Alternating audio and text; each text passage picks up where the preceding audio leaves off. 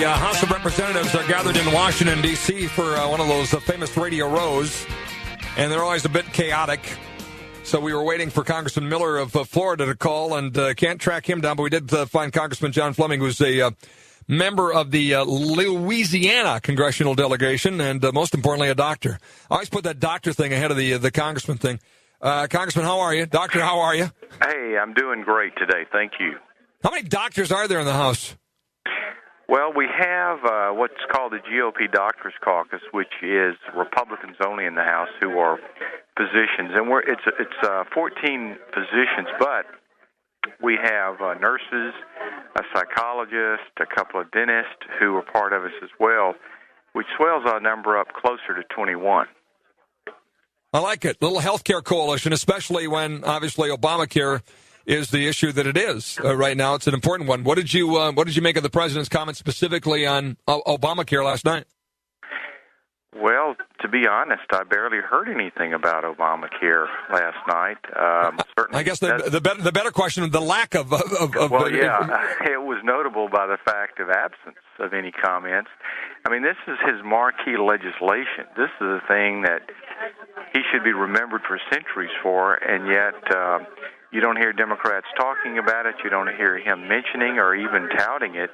And the reason is because Americans hate it. The very idea that there will be a series of bureaucrats who will be making decisions about important and intimate details of your life, decisions that you're perfectly capable, in fact, better able to make, and have been making all your life, I think is antithetical to the American ethos. So why in the world liberals, and certainly the president himself, don't just throw the towel in and say, let's go back to the drawing board, and this time we'll involve the Republicans in this debate? I don't know, but that's the current state of things on Obamacare. You know, Louisiana is an energy state like where we come from in North Dakota, and obviously I always say this, I mean, if you pull up to a pump, energy policy ought to matter to you as well. All I heard last night from the president was an all-out assault on the industry, more talk about offshore drilling, but we've heard that before. Meanwhile, let's tax them more. Let's go green. Let's double down on the stupid decisions like Solyndra. Did you hear any positive on energy last night? I found it incomprehensible. He, on the one hand,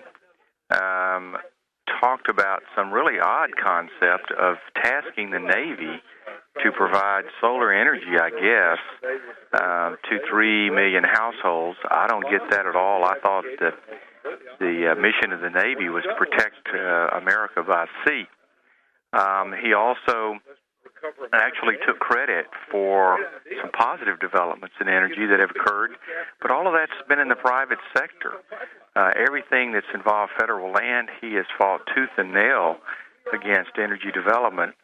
And again, his administration, as we speak, is rolling out new regulations to tighten up on the production of natural gas.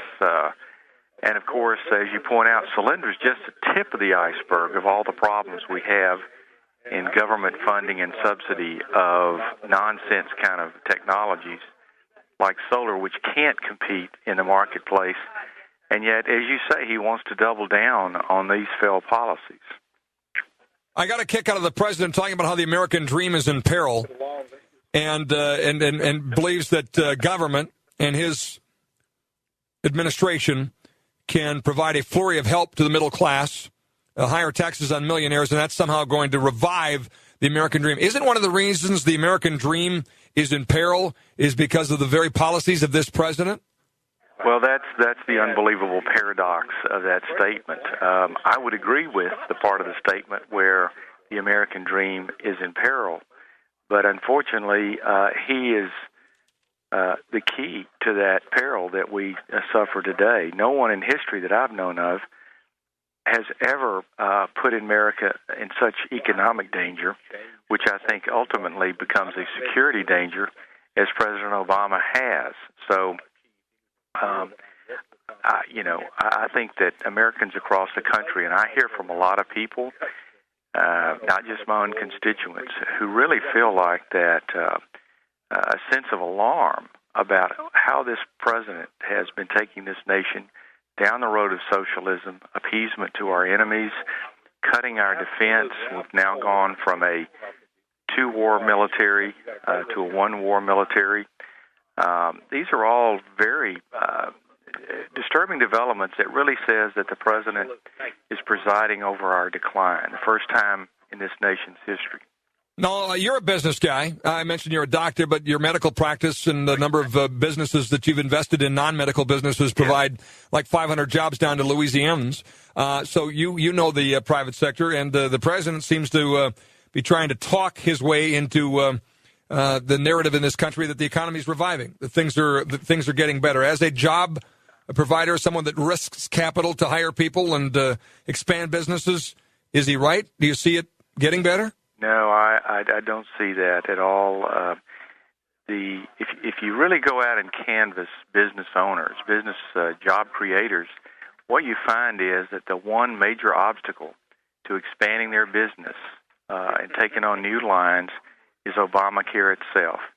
Why would anybody invest, say, $10 million into a factory having no clue as to what their labor costs are going to be? The amount of uncertainty is unbelievable, and the amount of capital sitting on the sidelines waiting for clarity on all these issues is unbelievable. But apart from that, and back to a previous question, is when you have a president who's in an all-out assault on those who create jobs and create wealth in this country, who wants to tax anything that walks and demonize those who have made this country great. When you have that, there's no way you're going to have a positive business atmosphere.